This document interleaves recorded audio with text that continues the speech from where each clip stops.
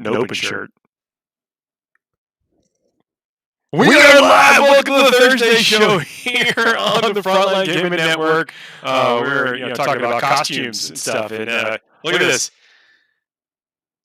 A moment in time captured forever. Oh, you got the green screen. I do. I have the green. So you now all know that Paul actually has a brick wall behind him. And everyone else is green screen. So the primogenitor of the Thursday show brick wall, Paul Murphy. This is going to be an awesome show. We already tell it. Thank you very much for tuning in live. If you're listening to us after the fact, we do this live each and every Thursday talking about the biggest and the best tournaments coming up all over the world over the weekend. We're going to tell you what the meta is. We're going to talk about a little bit about how to engage it, and then basically how these players are going to be tackling it. My name is Paul Murphy, your host, joined by Dustin Henshaw. I did not have to make pee. And Adam Camilleri. Hey, double Aussie goodness coming at you, bang bang. We're talking about 3 events. A couple of them are actually going to be in Australia. Look, Australia's basically taking over the world. Warhammer 40,000. That's it. Everyone else not allowed to play 40k. Australia is the only place allowed to play 40k now. It's obvious we are superior. We have stamped our authority upon this game. You all need to cease and then ask us for permission. I do like that, asserting some authority there, but I think that we can challenge that, and we actually see that being challenged all over the world. 40k, play it all. What do you say? Hey, 40k every day. Hey, play 40k every day. There we go. I did just enough change to not infringe.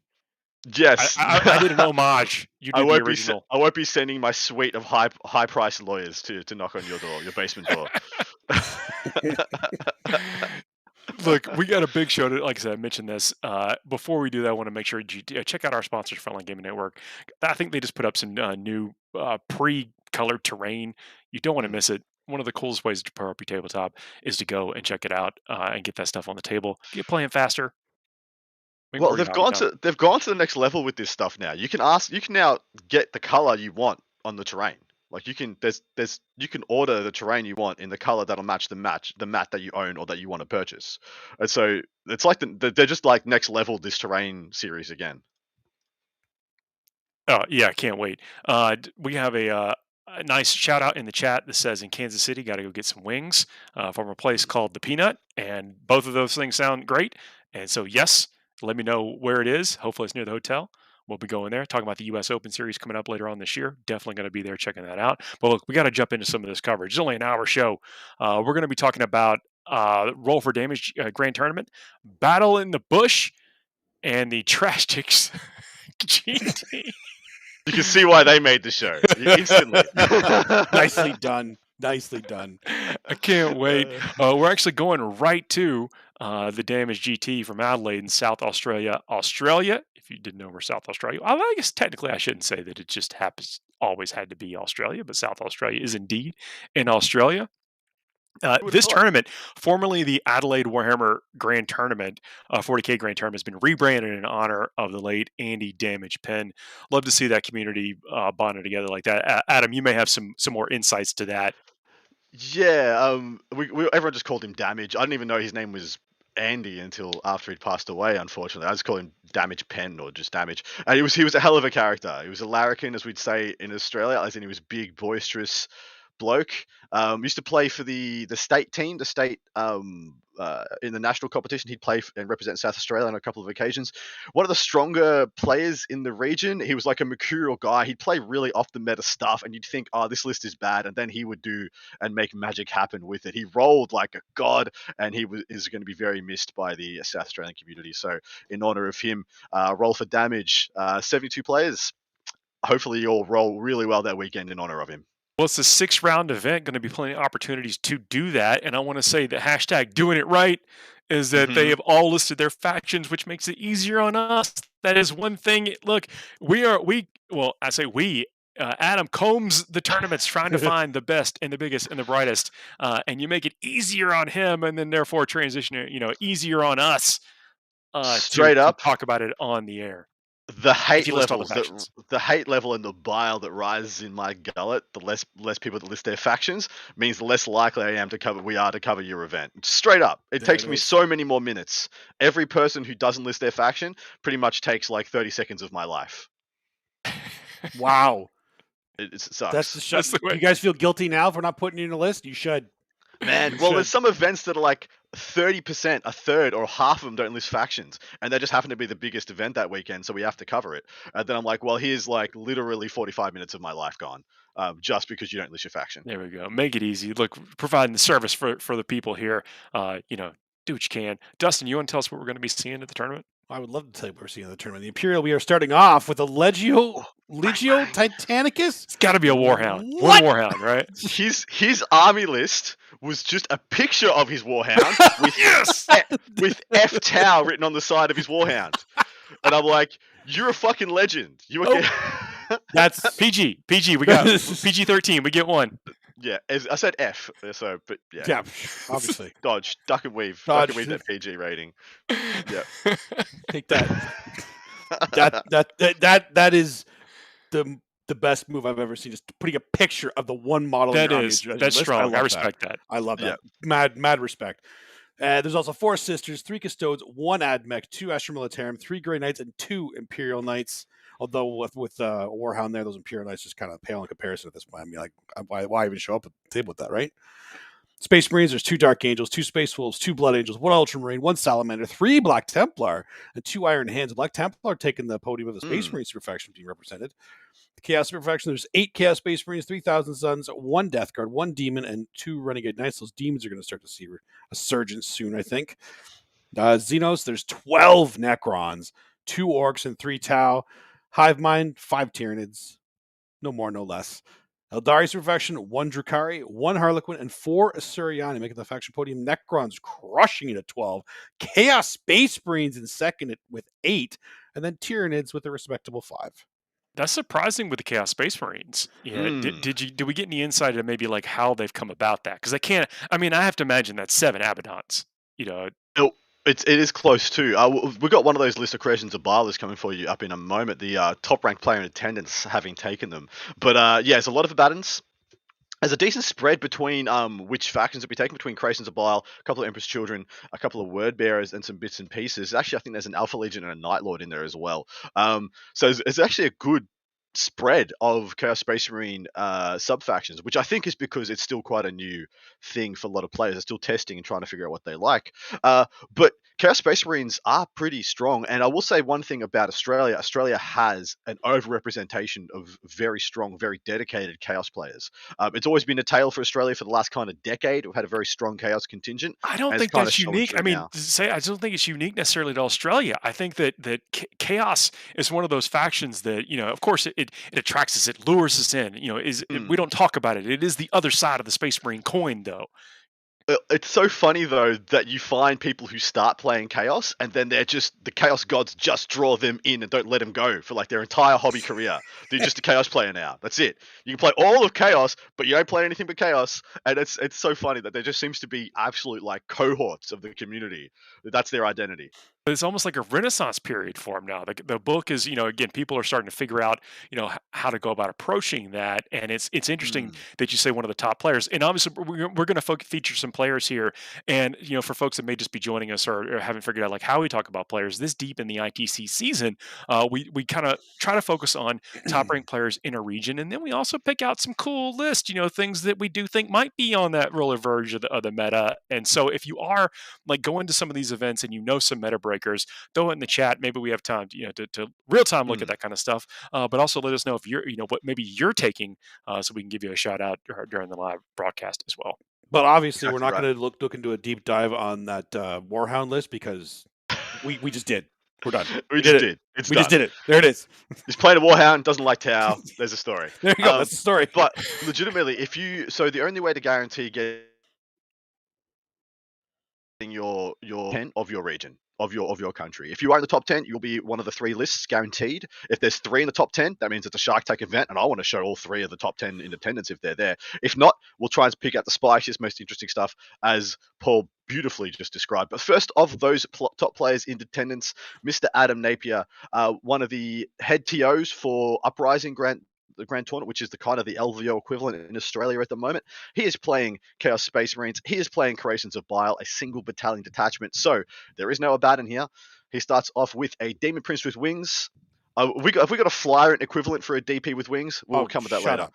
Lord Shut up. Discordant, 10 cultists, 5 units of 5 legionaries, as in 5 units of 5 just Chaos Space Marine Marines, 5 chosen, 3 units of 5 possessed, 5 bikers, and I will tell you the sergeant in that biker squad has been kitted out to the nines. He's got the black mace, a bunch of different upgrades. Oh and wow, 3 going in for the relic on the sergeant. I mean, Yeah.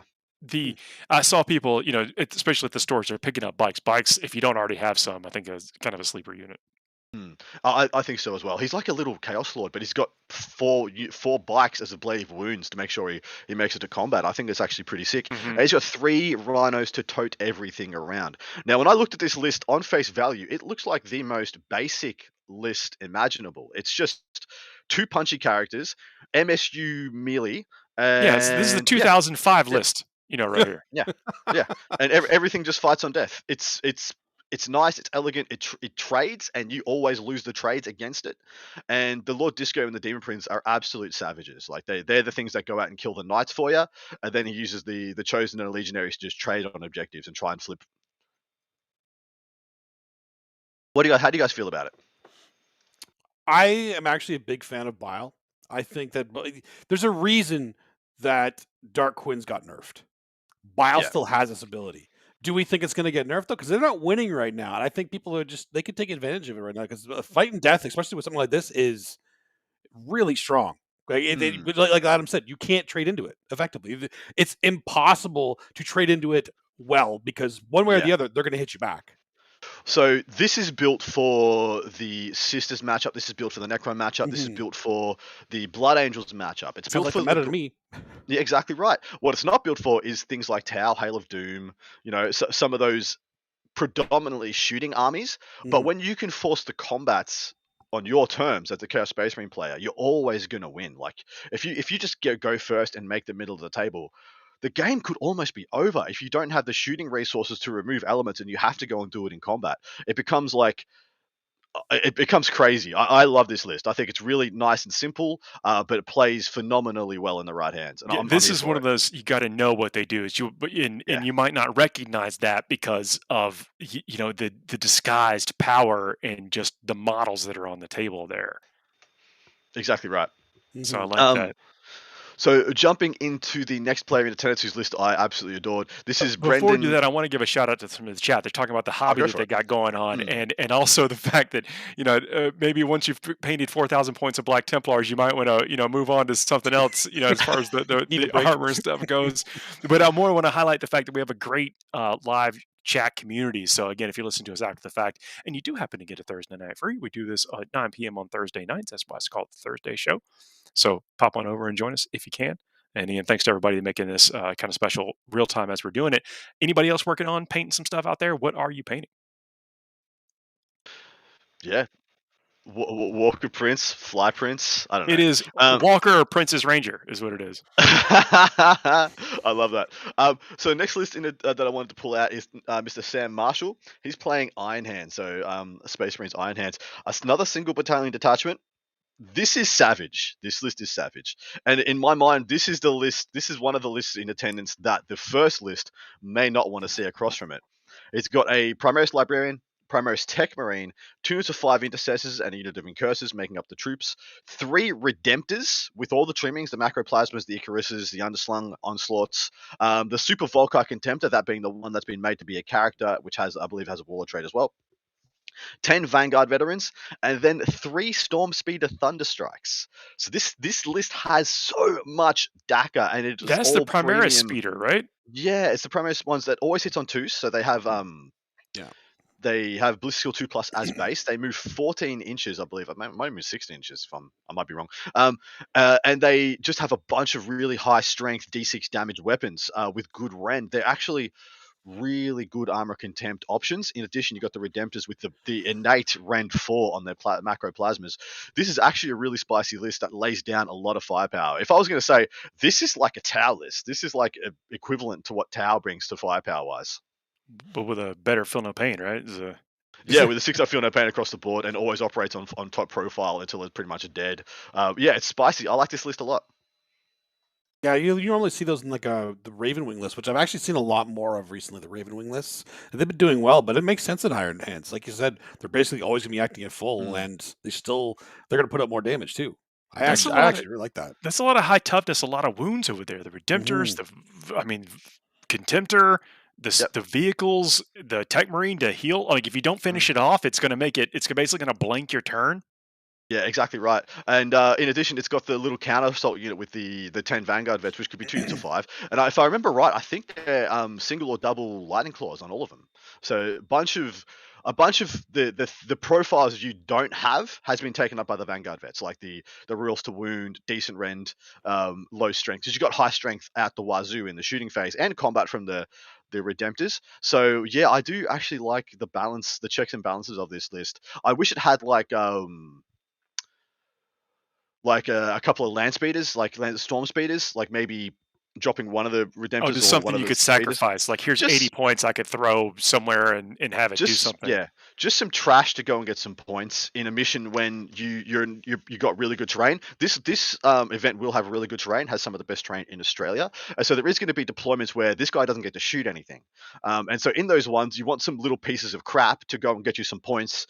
And so you don't have it like just a busted turn. But as a list for absolute savagery, I'm going to file this one away because I love the checks and balances of this. Looking at this, it really can. They can play castle up. Like, okay, I'm going to take banners and something that what is it? The moment or whatever, and get Yeah, some points. And yeah, make you kind of come to them to risk not getting a draw.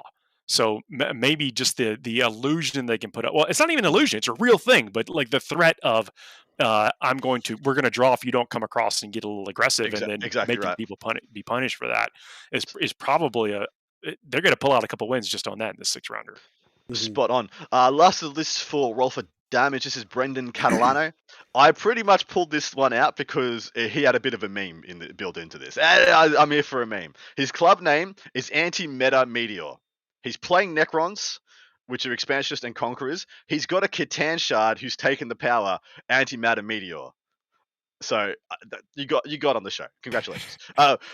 He's got a supreme I love command. those things built in. He's got a Supreme Command attachment with the Silent King, of course. Then he's got a Patrol detachment with the Catacomb Command Barge, Chronomancer, 5 Immortals, the Catan Shard of the Void Dragon, as I mentioned, 6 Scorpec Destroyers, and then he goes into an Outrider. Has got a Technomancer, 3 Canoptic Spiders, which I thought was quite interesting. Another unit of 6 Scorpec Destroyers, that's a 2 of 6. 9 Scarabs, so a max unit of Scarabs, and 3 units of 3 Tomb Blades. Now, that last one is the thing I'm here for the most.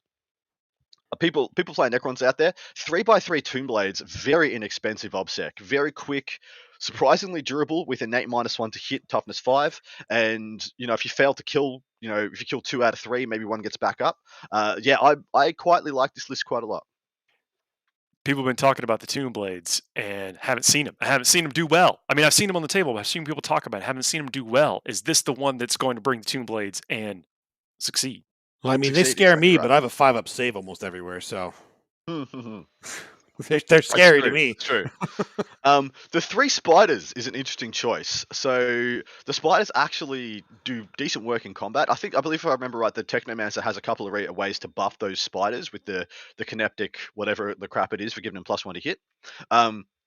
And so the spiders actually pop off and can actually smash if they make it into combat. In addition, they just have 1 max unit of Scarabs that it can keep regenning if you fail to kill it. Of course, the Chronomancer will most likely have that unit of Scarabs with the 5-up invulnerable game. So I really do not mind this list at all. I actually quite like it. How do you boys feel about the Catan metagame? Which Catan is the best one to bring at the moment? Tough question. I mean, Dustin, what do you think? See, I love all the name Catans. It's just the only one that I find is worth in my opinion, it might actually be worth those extra points is the Deceiver for the redeploy. Hmm. Otherwise, I think plain ones do just as much work. It depends on what you need in your list. Like if you need anti-vehicle, Void Dragon's perfect. Like he will pick up vehicles. That's perfect. Nightbringer's the only one that I don't think we'll ever really see unless you just like him and have the model because it is a cool model. But if you got a meta that has a bunch of like stupidly durable stuff, like Deathwing Terminators, Scarabocol Terminators, stuff of that ilk, Nightbringer makes a lot more sense. I personally think in the current state of the game, the redeploy is so amazingly premium on the Deceiver. Yeah. But unless Brendan just knows the meta a lot and he knows there's going to be crap loads of knights, it's going to be a Warlord Hey, type. there's gonna be a like, Warlord hey. Titan. Void Dragon's perfect for that. I got you. It's them on the top tables. That's it. Yeah. Okay. And the Void Dragon will win the game for him. Done. We or maybe they've got round one. They're going to play each other around. So that is an interesting thing, though. One, Tanya in the chat mentioned that it's props to anyone who built 9 Tomb Blades, and that's kind of like a gold star. But Yes. And then props. We got to go back to that Warhound Titan. It's just tough to score objectives. It's like you really got to hope you got to table out your opponent in turn 2, and then you may only win by 5. Exactly right. So you boys want to pick a winner? This is a tough field. It is hard to pick this one.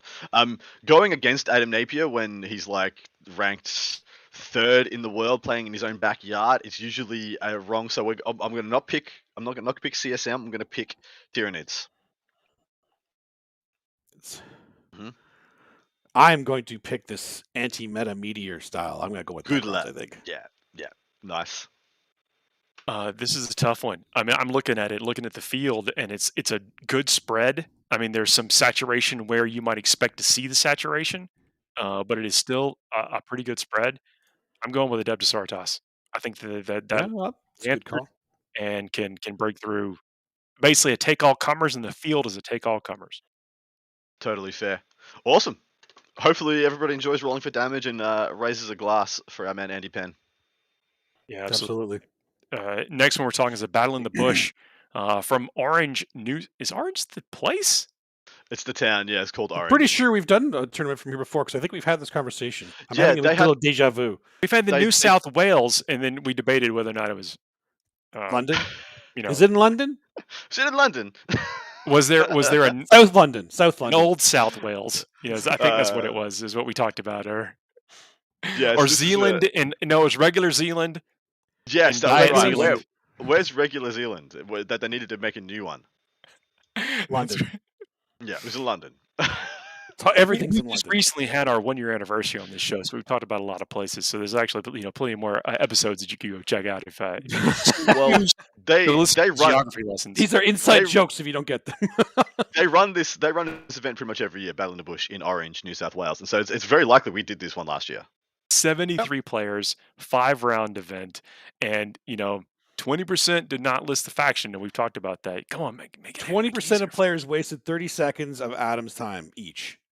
Come on, guys. So yeah, exactly right. You know what you did, and hashtag South Australia does it better than New South Wales because of oh my goodness! Look, I'm not getting into that beef. 100% New South Wales, 20% missing. Sorry, see you later. Never heard of you. Not getting into that beef. Table flip.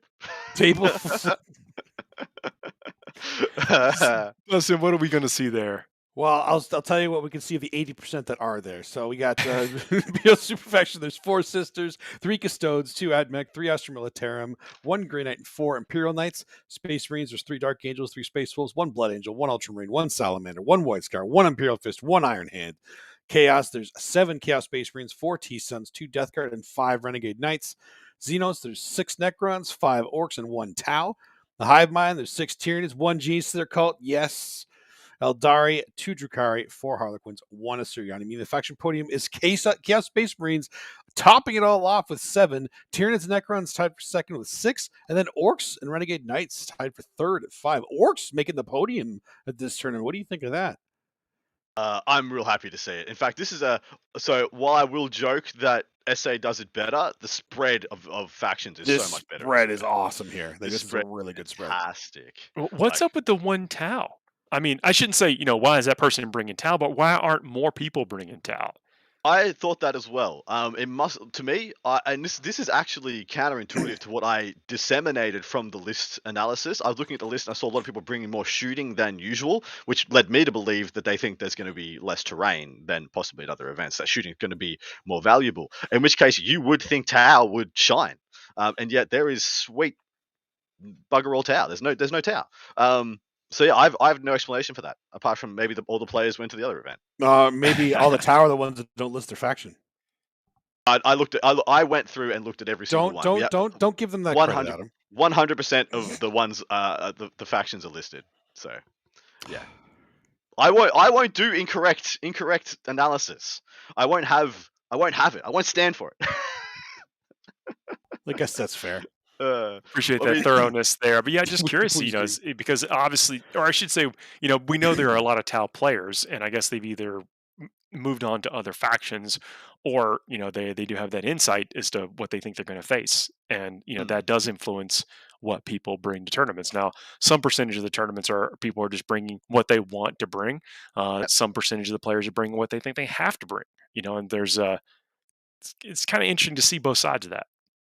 Agreed. Jumping down into top players in attendance, this one is a bit of a Shark Tank. We got three of the top five?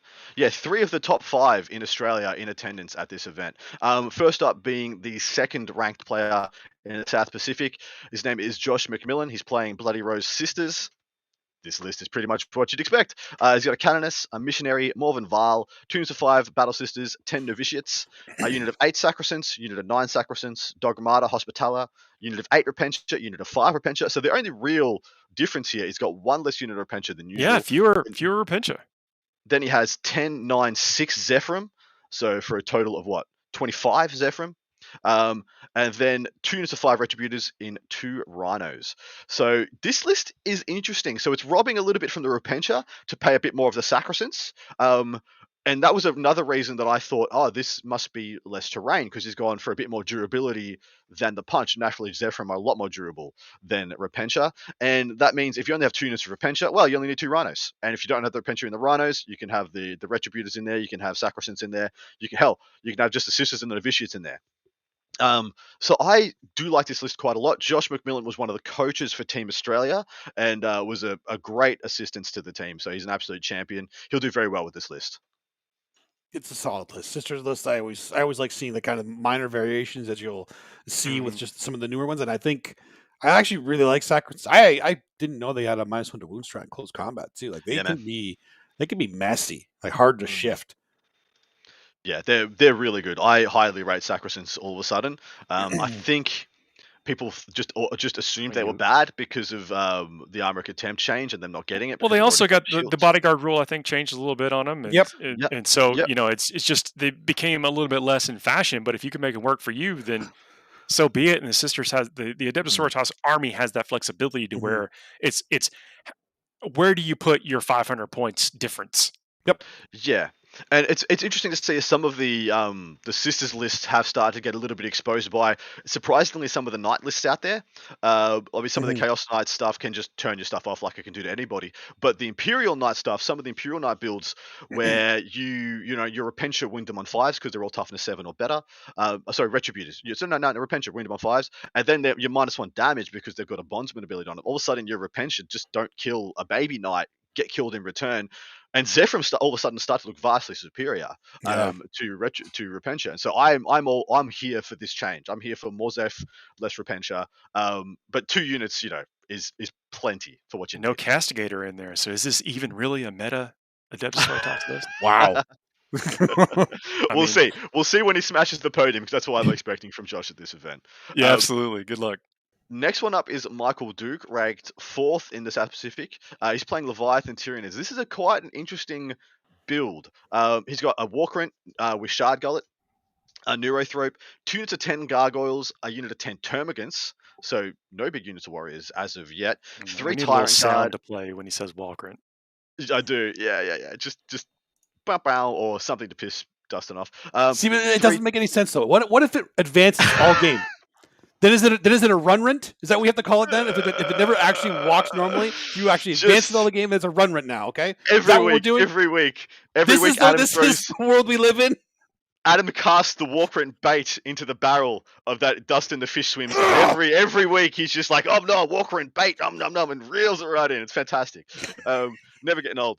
10 Termagants, 3 Tyrant Guard, 3 Zoanthropes, 2 single Biovores, 2 Exocrines, 2 Harpies, then into his patrol, which is a Flyrant and 3 warriors. So the 2 exos make it into this list, and in exchange for what would usually be a abundance of Tyranid warriors, only 3 in this list. I'm assuming that's just to give them the +1 hit from the synaptic link. Dustin, what do you make of this one overall?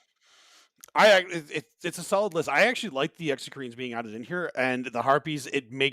It feels more of an Alpha Strike list in terms of what it can pull off, because it's not as durable in terms of it doesn't have like mobs of warriors like most Leviathan lists will have. The Harpies are there for Alpha Strikes. The Exocrines are there for potential Alpha Strikes too. They do a lot more damage than people expect. Like, I don't think people are ready for the amount of damage. The AP3 is like the perfect AP, unless you can get higher. But AP3 is like that. That's what you want for any kind of gun that you're shooting right now, and they have a lot of strats to go with them. I think they're a great add to it. And what are you really losing for it? The warriors. So, like I said, the durability doesn't have the durability of most Leviathan lists, but it has more damage output. Well, Exocrines are toughness 8 with 15 wounds and a 2+, right? I've always been a fan of the Exocrines. I want to say I'm going record as always endorsing the Exocrines. They're legit. They slap, and they got D3 +6 shots, so -7 up to 9, strength 8 -4, flat 3 blast. They are terrifying. Yeah. That is a huge armor contempt problem solved. Yeah, I'm exactly. here for it. Maybe that's why they made it back in. It's like, okay, cool. You bring in some, all this stuff with the. I mean, heck, even you're going well against guard. Dude. The Lehman Russes. It's a. This looks like a Chaos Space Marine answer to me. He's taken away the melee trade. He's taken away the melee trading pieces in the warriors, which don't win that trade against a lot of the extra exploding hits and a bunch of the other crazy crap Chaos Space Marines could do. And he's added in shooting that'll just annihilate them from range. I'm starting to see this a little bit more, and I'm here for it. I think this is a good little change. I'm interested to see if it's rewarded on the table though. I like but the thing too is people have to realize that they have the Necron trick with their gargoyles and termagants, because they have the swarm keyboard. They can respawn in the command phase. That's a big deal. I think gargoyles are incredible. Yeah. Straight up incredible. They are the single scoreboard activator for Tyranids, because you don't have many things that are going to go and get your points every turn, and gargoyles are one of the few things. And they're so hard to come to grips with at times, because you string them out, kill yourself out of range and all over the place. Yeah. That's another one to give yourself a little gold star if you put them together and transport them and store them and all that kind of stuff. It's true. Those models, yeah, exactly. Tomodachi Express, I would be happy to sign your walk rent at LVO, buddy. I will put a table down if anybody wants me to sign their walk rent. There you go. Put your Sharpies. Amazing. You can get your Sanguiniuses or Dante's Mephiston. There you go. Yeah. By Paul. You could do the walk rents, and I'll just meme. I'll just stand out the back and. I think you pioneered those Thunderstrike speeders we were talking about before. Yeah, I think you did. Me and John Lennon did. Yeah, but possibly give it. John Lennon's too busy trying to win the LVO, though. You got to do it for him. I'll sign John Lennon on you. You'll sign John Lennon, exactly. Yeah. We don't talk enough about your Dark Angels and exploits. You know why? It's a secret. It's a secret, yeah. Shush, we don't talk about it. Last list in attendance we were going to pull out. This is Mr. Hayden Ford. He's ranked 5th in the South Pacific. So we have 2nd, 4th, and 5th in the top 5 representing in this event. He's playing Custodes, Empress Chosen, a single battalion detachment. This is really interesting. Shield Captain in Alaris, Terminator Armor, Trajan Valoris, 3 units of 5 Sagittarum, 3 units of 3 Sagittarum, 2 Contemptor Achilles Dreadnoughts, and a single Vexilla. This is a very interesting list to look at on paper. Sagittarum. Yo, dog. We put some Sagittarum in your Sagittarum so you can Sagittarum. Can you do 6 units to Sagittarum? Yeah, it's 6 units. They're troops. 3 units of 5, 3 units of 3. Oh, yeah, there you go. Yeah. They're troops. Yeah. And they got heavy bolter shots each, and they've got a little baby plasma shot each. It's a strength 5, rank 3 for 2, I think, or is it rank 3 for 3? I can't quite remember. But they've got a lot of decent to good shooting. The two Contemptors plus Trajan and the Shield Captain are there to be the counter assault, and it's got 3 smaller units to go out and trade and see if they die turn 1 onto turn 2 onto the pieces, while the 5-mans try and pick you up from range. It's got a nice balance to it for only essentially being 3 or 4 different units, and it's going to be interesting to see. how it performs. Which banner's on the Vexilla? I believe it's the light cover. Let me double check. Actually, that is a good question. There's options there. I'm curious. I mean, that seems to be the conventional one to pick, but whenever we're looking at a top player, I like to look and see where they tweaked, if anything. Yeah, what the tech is. Dustin, what do you make of these shooting profiles? Are they going to hold up, you think? I don't think that Custode infantry are worried about their shooting profile. I think they just want to hold the objectives and kill things in close combat, and they has the contemptors for shooting profiles, right?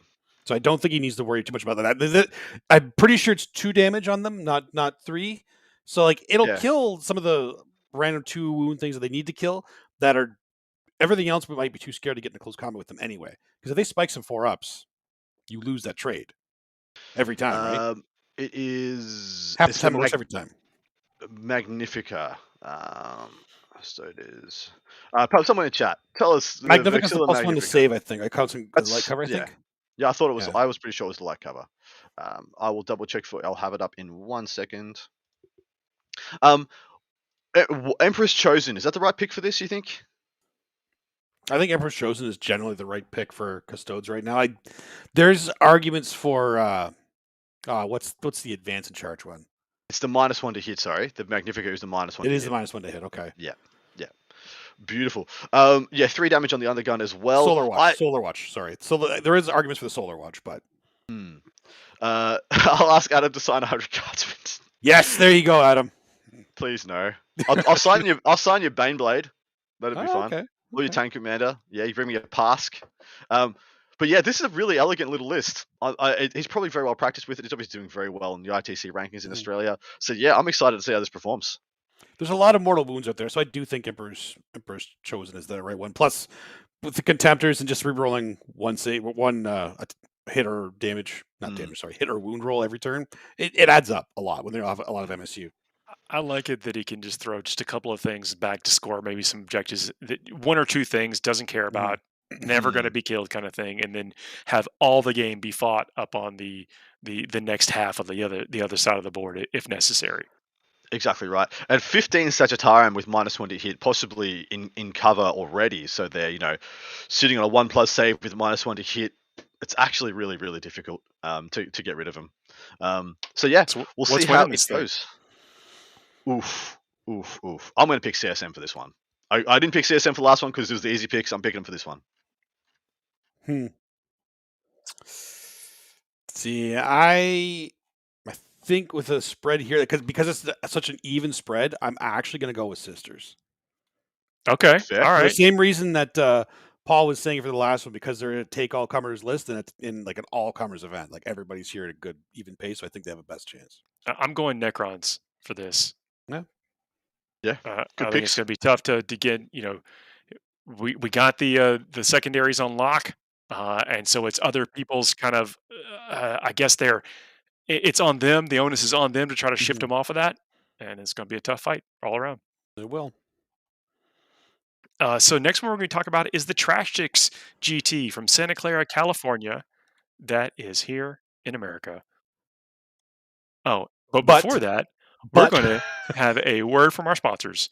So hang out, and we'll be right back. At Frontline Gaming, we make the best tabletop gaming mats in the universe. Our mats are durable, rollable, foldable, wipeable, and storable. Oh, and they look damn great, too.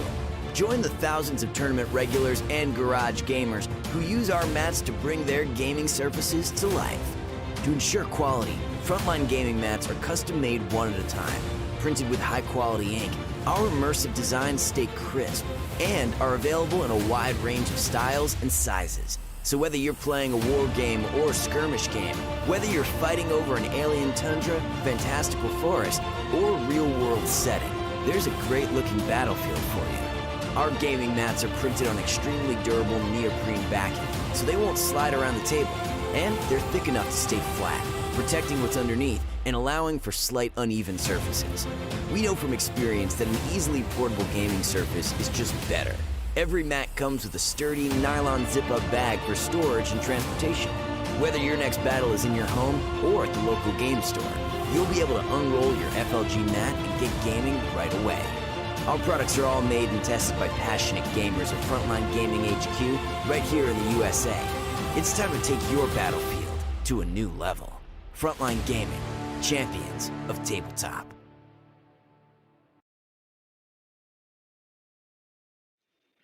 We are back talking about the Trashtics. How's that different than any other week? That is an amazing name. I love it. Well done, Paul. Well done. That was awesome. 50 really players, 5-round event. Then it looks like they cut to a final 2, which is cool. That's a neat format. I like it when tournament organizers really kind of walk around and explore what they can do to make people have a good time at their events. Yeah, I like the idea of an undefeated, like a single undefeated. But if you are not, you can just go home after end of round 5. Go, have Sunday night dinner with your families or whatnot. And then the last 2 can fight it out in the Shark Tank at the end. Nice. It's Yeah, let's always hear those something quick and dirty stats. Quick and dirty Imperial Super Faction. There's 2 Sisters, 2 Custodes, 1 Admech, 1 Astral Military, and 4 Imperial Knights. Space Marines, there's 1 Blood Angel, 2 Iron Hands, and 1 Raven Guard. Chaos Super Faction, there is 1 Chaos Suit, 5 Chaos Space Marines, 2 T-Suns, 3 Death Guard, and 2 Renegade Knights. Xenos, there's 5 Necrons, 3 Arcs, 5 Tau. Here's all the Tau. We found them. Trash Ticks. Hive Mind Super Faction, there's 2 Tyranids. Eldari Super Faction, there's 3 Drukhari, 1 Harlequins, 2 Assyria, and 1 Inari. And then the faction podium means that it's the Chaos Space Marines, Necrons, and Tau tied at 5, Imperial Knights at 4, and then Drukhari, Orcs, and Death Guard at 3, and then everybody else. So this is an even better spread. Look, I think we did this nice. last week, but we got to give a little bit of slow clap for Nephilim here. Yeah, Nephilim, seemingly even things out, which is, I mean, who knew? Scoring points and missions in different ways to approach it kind of opens the door to what is playable at these things. We literally had 5 months of this year where it was Tyranids and Tau were like just locked 2 of the podium slots in every event that we did. It was just Tyranids and Tau with 2 of the podium slots. There was no debate. It was a fact. And now we've got six factions on the podium here. And another clap, CSM on every podium from these 3 events. They did it. Yeah. I want to do a little plug for the show and the network. What Adam was talking about is a real thing, and the fact that I think that we made that seem interesting. Give us a 5-star review. Yeah. On the podcast aggregators, leave a comment or a subscribe or something, because former 40,000 is cool, but that's one of the things that we actually lived through that kind of stuff, and so that's why it's cool to see this change now, and see it. Again, we talk about players bringing what they have to have and what they want to play. Those things are now closer together, which is cool and shows that that they're making this game more interesting for us. Agreed. One thing I'm going to start doing as well, which I think I've always had the totals in the quick and dirty stats. I've always had the totals for the super factions. I'm actually going to pull those out and put them in another box next to the quick and dirty stats, so you can see, and we can start actually putting a little bit of a spotlight on how each super faction is tallied up and going the ebbs and flows. Because we do see super factions go all the way like this at the moment. Like Chaos and Xenos are jousting for number 1 super faction a lot of the time, and that's really unheard of because it's been Imperium pretty much all the way through 9th edition. Jumping into the top players in attendance, first up is Mr. Matt Dominio. Anyway, he's playing Iron Warriors. You know what you're gonna get. I'm nothing but if not consistent in my mispronunciation of people's names. I tried every variation I could think of. I'm done. I'm moving on. One of them was correct. One of them was right. It's what else can I do? We do our best around here. He's playing Chaos Space Marines, Iron Warriors. The 3 lists that I pulled out for this event, I pulled them out because they're spicy, boys. They got a little bit of spice on all of them. It's got a Battalion Detachment, Dark Apostle, Lord Discordant, Master of Possessions, 13 Accursed Cultists. Now, when you see 13, that means there's 3 of the fat guys, the Tormentors in there, and 10 regular cultists. It means it's spooky. They're accursed. Ooh. They're 2 units of 10 regular cultists, 10 Terminators, 5 Possessed. Here's the spice: 8 Rubric Marines with Flamers. But aren't they kind of better in Chaos Space Marines than they are in their own? Well, that's up for debate, my boy, because I think you might be right. Then it's got a Dreadclaw drop pod, 5 Raptors, and a Venom Crawler. I think the reason that the T-Suns ones might be better for multiple units is because you can extend the range on the Flamers in T-Suns. In Here, I think they need the Dreadclaw or a Rhino in order to make sure that they guarantee get into range. But then they have 5 Raptors, a Venom Crawler, and a Baden, if I missed that out. So this is a nice little spicy package they're adding on in Abaddon was addition here. assumed. It's just Yeah, just we in there. figured. Just figured.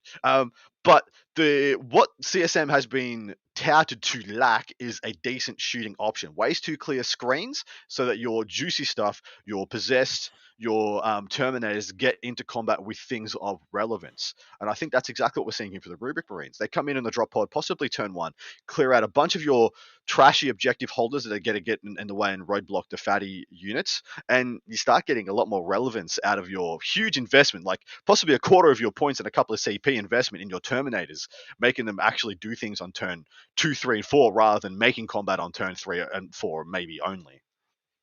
I was ready to question the rubrics in an Iron Warriors list, but I started thinking, isn't there like a psyker in the Heresy with Perturabo? I can't remember if there's. I don't want to give any spoilers, but I think it passes the check here. Are you in my talking about mind anyway. Chaos fluff? I can't help you. I don't read Chaos. Yeah. Somebody help me out of that. No spoilers. I don't want to put spoilers in the chat, but I think they're not as anti-psyker as maybe I'm thought they might be in the. Yeah, well, I years back. really like this. I really like this addition to the list. I think it adds quite a lot. I've also seen a couple of players taking out the Terminators and adding in a big block of Plague Marines for the same thing, but at a much more reasonable price point. Like you're paying 200 points or 230-ish points for that package rather than the 400 to pay for the Terminators. And they're only, well, they are less durable, but not crazy less. They're still pretty decent. But yeah, nice list, Matt. Whatever your surname is, thanks for bringing it. There's a Venom Crawler too. We pointed that out, is that there's getting a lot more play, and so if you have one in your starter set you haven't put together yet, now's the time. Agreed. The +1 to cast really helps a lot for the Master of Possession as well. Really lets him pop off, and it's not a bad unit in and of itself. Like it actually justifies its position over and above its buff. Next one up is Brett Hill playing Goth Orcs. This is a battalion and an auxiliary. He's got a Nob on Smasher Squig, who actually has Headwhoppers Kill Chopper, which we identified even last week with the Kill Tanks list as being like primo build. Then he's got a Beast Boss on Squigosaur, 2 Weird Boys, 2 units of 10 Beast Snagger Boys, 2 units of 10 Gretchen, 2x5 Commandos, 2 units of 5 Tank Busters, 3/3/5 Squig Hog Boys, 2 Kill Rigs, a Squiggoth, and an auxiliary detachment with Mozrog Scragbad, that being the named Beast Boss on Squigosaur. This is a cool list, and I like it a lot. I love the mobility and the kind of deployment with the commandos. This is gonna rock. Well, it's got the 2 commandos starting up the field. Then it's got the Beast Snagger Boys probably in the Kill Rigs. And then it's got the Tank Busters probably in the Squiggoth, right?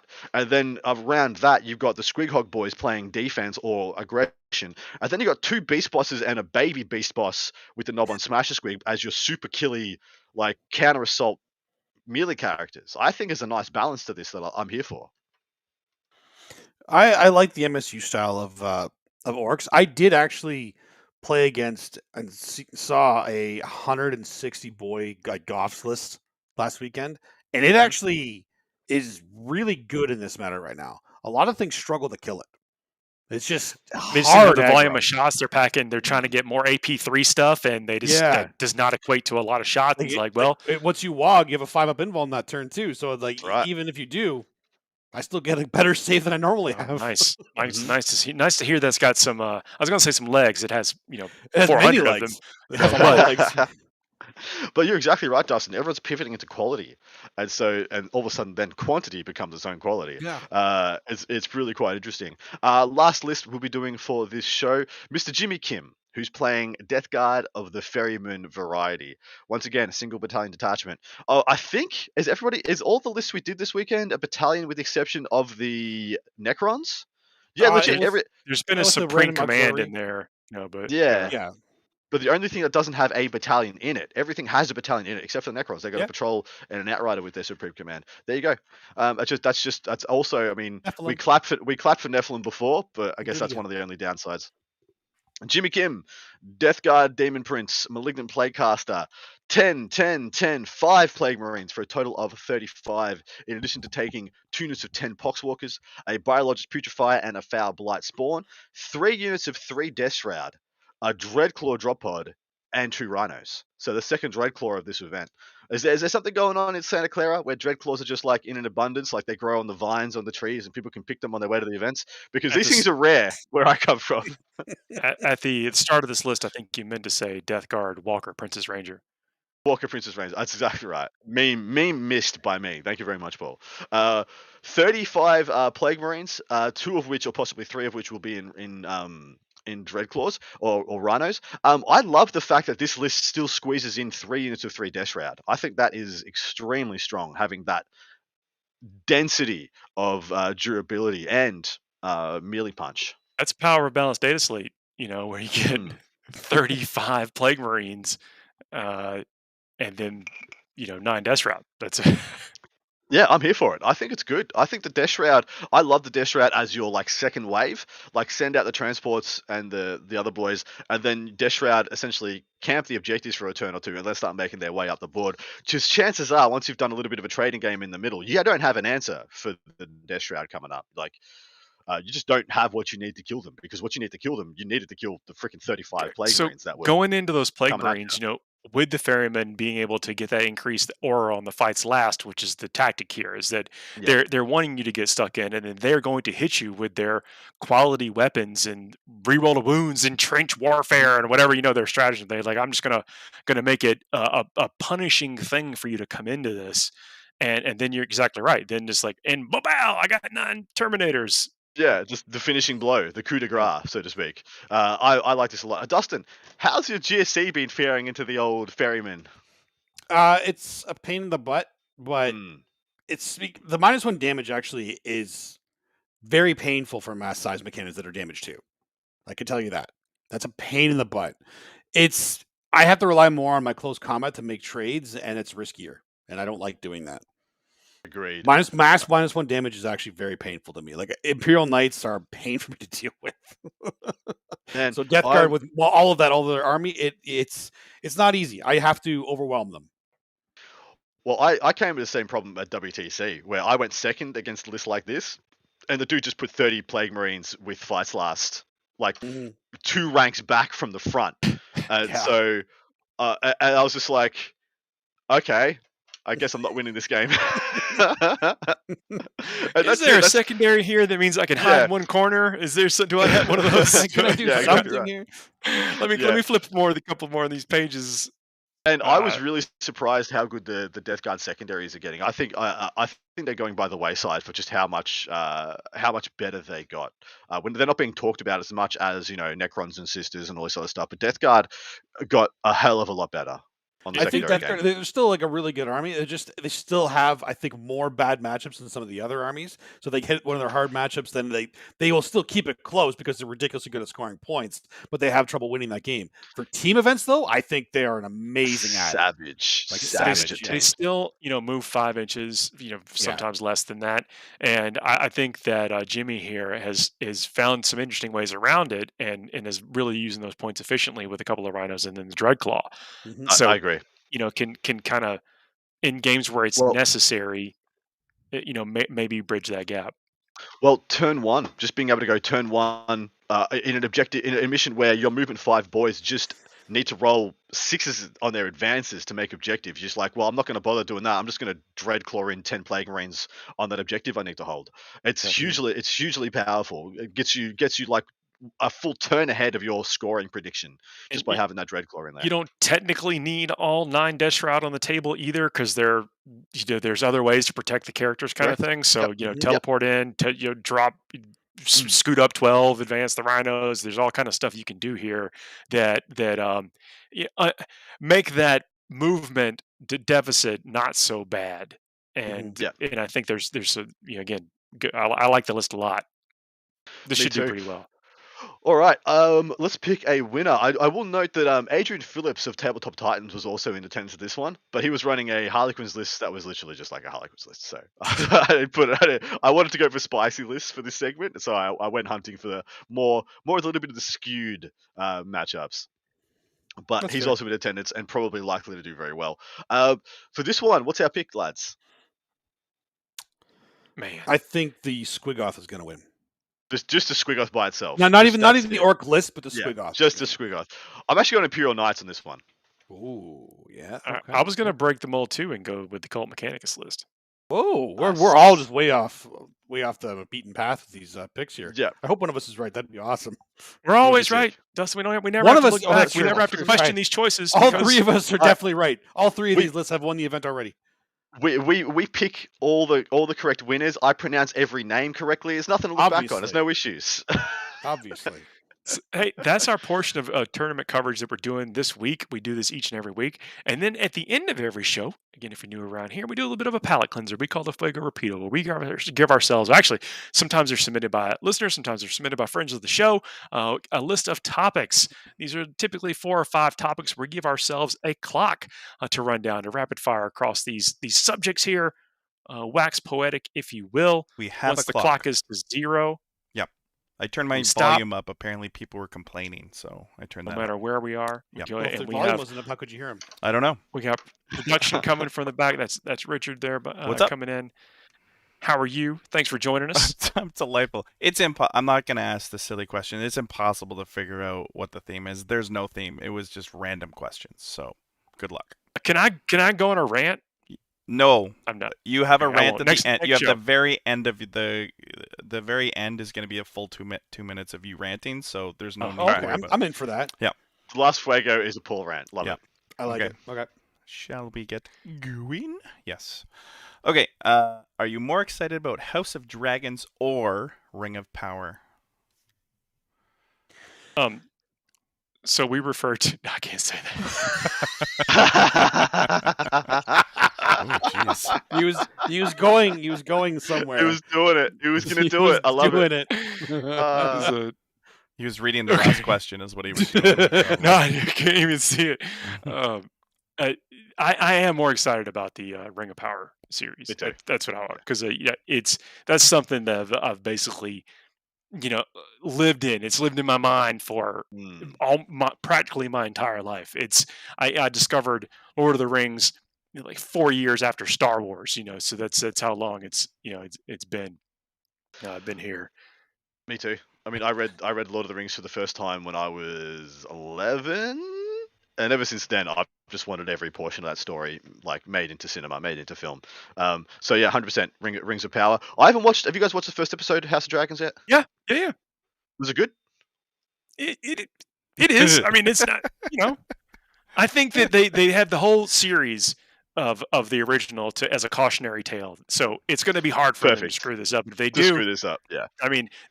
think about it. That they erased a cultural phenomenon. Like no one has talked about Game of Thrones in however many years, and now they've kind of worked their way back into the conversation. But it was good. It's good. And I'm looking forward to the next one. Dustin, what's your answer? It's Rings of Power for me. I mean, Lord of the Rings to me. It's just too near and dear to my heart. Game of Thrones I loved the HBO series until, yeah. So I think Rings of Power is just Unanimous. something that. Yeah, it's unanimous. Like solved. Okay, solved. It's Rings of Power. That's gonna be great. Also, so that's Fuego. We're 2 seconds. Someone said, should we do the Thursday show live at LVO this year? We should. If we absolutely can do should. it, we absolutely should. Maybe try to do it. Yeah. Okay. Yeah, we I'll should talk. do that. I'll talk to people. Well, I'll talk to my people. Okay. Have my people call your yeah. people. If you could only use one streaming service, what would you choose? Oh man. That's actually easy for me. Oh, okay. Yeah. So I would go with Prime, Amazon Prime, because it is the only streaming service that doesn't matter what I searched, even if they didn't have it, I could buy it or rent it. So I'd be able to get anything basically. I was Even gonna if they say don't it's already have it. it's obviously Warhammer Plus, right? It is a fantastic streaming service. I can hear my G-Dub royalties raining in right now. Thank you. That was gonna be my answer. Oh damn. You beat him to it.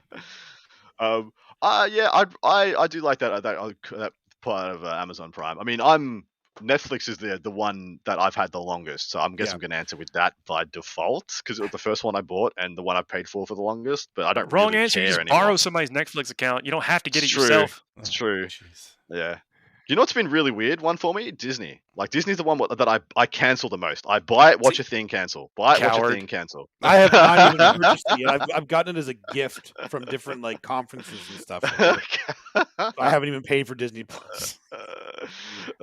Disney Plus what's is your actually, we watch a lot of that around here, and I actually really enjoyed all the superhero shows and stuff and then the behind the scenes stuff. Again, that's kind of like a comfort thing to where I can. Actually, I enjoy watching it, but also Disney Plus has actually had some pretty good series on there. Like they have like Angel and Buffy on there. Like there's some ones I did not expect to be on Disney Plus that kind of made me happy to be able to see those again. The Orville's on there now too. She-Hulk is on there. She-Hulk? No, Yeah. Hulk. She-Hulk. Whatever. I saw the first episode of that. I enjoyed it. We actually watched episode 2 just before coming on the show. And Oh it's wait, good. episode. Oh, it's Thursday. That's right. Yeah. Yeah, and it's kind of short too, but I think they got a story, and it's a good one though. You just like, oh, there we go. All right. So this is even for Adam. What will you miss most about summer? Yes, even Adam gets to answer this. What? Because they don't have What summers is in the difference Australia. in summers there? What like? Well, what it's is the winter here difference? right Is it now. just I know. like? Is it more? Is it even hotter there? Is it less comfortable in the summer? More comfortable in the winter for you? I kind of took over this question. Sorry. I personally prefer winter. Summer in Australia is absurd at times. It's just disgusting at times, and everything catches on fire. Like, so that's not good either. But yeah, what I miss most about summer, waking. Yeah, I like waking up when it's warm. You know those first couple of hours of the day when it's just like mid 20s Celsius. Well, you know it's going to go. Who knows what temperature that actually is? Sorry, I don't have freedom degrees for you, mate. But it starts off the day. The first couple of hours of a summer morning when it's going to be a hot day are beautiful. I love going for a jog or a walk in the morning during summer. It is impossible to miss summer here in Georgia because it is still summer, and it started being summer like March, and it's going to still be summer in October, and then it starts to trail off. For me, because I'm in Canada, summer and winter are vastly different here. Vastly different. And it's weird to say this, but I actually miss yard work when it's not summer. I like having an excuse and a good reason to go outside and actually do work outside, like just mowing the lawn, or I will rake up nothing for half an hour sometimes because I wanted to get outside. I have done that. Wild. I'm not the only one that does it. There we go. We're getting a window into the dust. Just imagine what I'm going to be like 40 when years the sun from now. sets at the whatever the 12th parallel, wherever you are out there. I don't know. Yeah. I don't know what it is. It's got to be a low number though. Yeah. Fuego. All right, this is a tough question. Your mid-season prediction for the ITC winner. Damn. We have a European invasion currently on the list right now. So Yeah. Well, I'm picking someone from the UK to win it this year. Be that Vic, Vijay, David Gaylard, or Manny Chima would be my first 3 picks. Although they might not be. I think David Gaylard is number 1 in the rankings at the moment. He is right now. Yeah. Yeah. He's from New Zealand, but he lives in the UK. Yeah. So we're picking. That's like a double thing for you then. Yeah. So are we picking like who's going to be top like next month? Or are we picking who's going to be the winner at the end? Period. End of discussion. Oh, come on. You're throwing your money away if you don't go Siegler. Come on. It's true. It's true. But what's weird is the Art of War boys have barely played singles this year. They've mostly been playing team events. When you win every event you show up to, you only got to play the one. It's true. It's true. Maybe they've got a mystical plan to backload like events in the end of the year and just like dun dun dun dun dun. We'll see. There could be a master plan at work. Yeah, maybe. Do you guys Dude, need help with who was on the list, or like I know who's on the list. Okay, all right.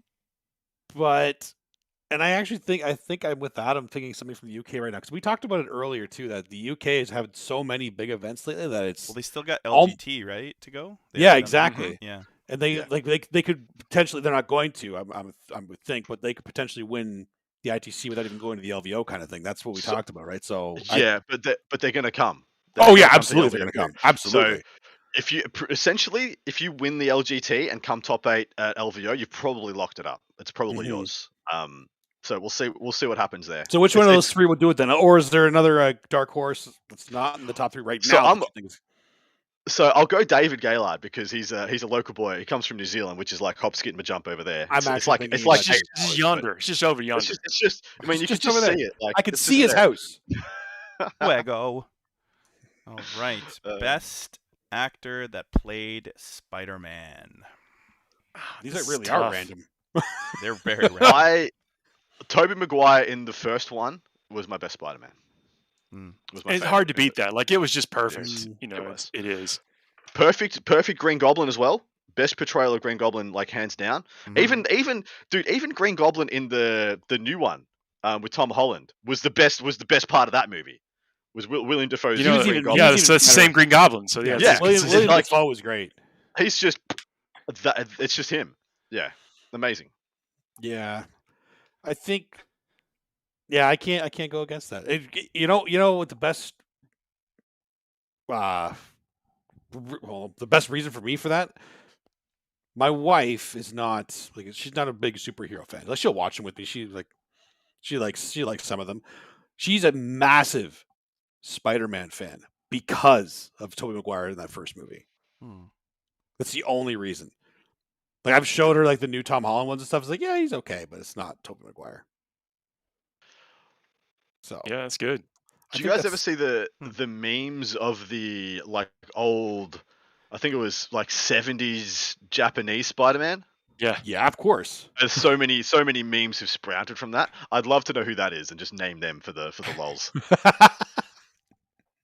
Because they've given so much to meme culture. Like, the Adam West Spider-Man. It really is. This is an incredibly hard question because in each one of those Spider-Man portrayals are like different elements of Peter Parker that have come from the comics. Like, those are direct translations, and then it all came together in the last one. But I mean, are we counting Into the Spider-Verse?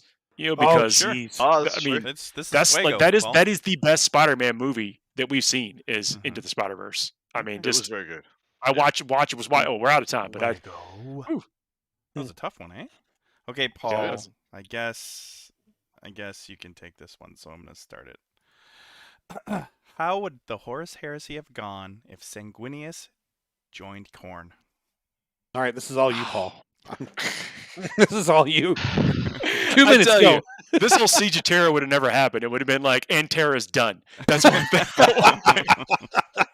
Look, they knew that basically Horus was prepared to just run Primarchs into Sanguinius until he ran out of steam, and that was never going to happen. They were basically figuring out who could stand up against Sanguinius. Like, well, we could just funnel Primarchs into him, and maybe Angron could take him out if Sanguinius has already killed 3 or 4 Primarchs by the time he got to him. That was their plan, was to wind Sanguinius down.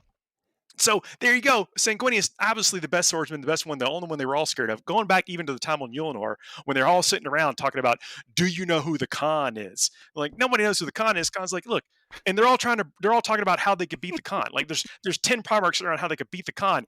Sanguinius is in the room. They're trying to pretend he's not there. They're trying to make sure he's not even in the conversation.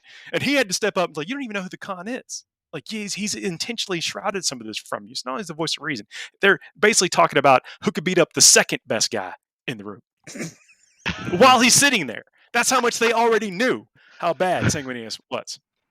So if Sanguinius had fallen to Khorne, which would never happen, but if he had fallen to Khorne, there would be no Siege of Terra. It would have been I'm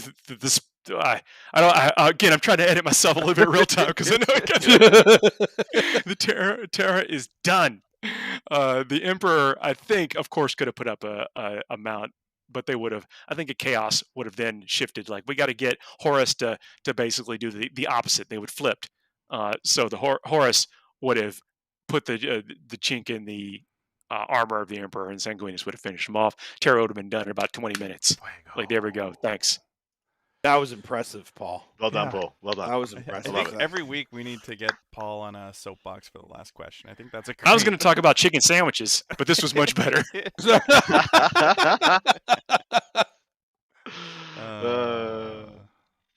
So, hey, that's our show this week. It has been this again. That's a little palate cleanser we do each and every week. You know, we talk about a lot of crunchy stats and stuff, and we appreciate y'all coming on this journey with us. It is a pleasure to be here with y'all each and every week. Adam, Richard, Dustin, that is our show. Y'all got anything to add before we wrap this up? Enjoy rolling for damage, boys. Have a good event. The answer is renegade. See you next week. Like, share, subscribe. 5-star reviews.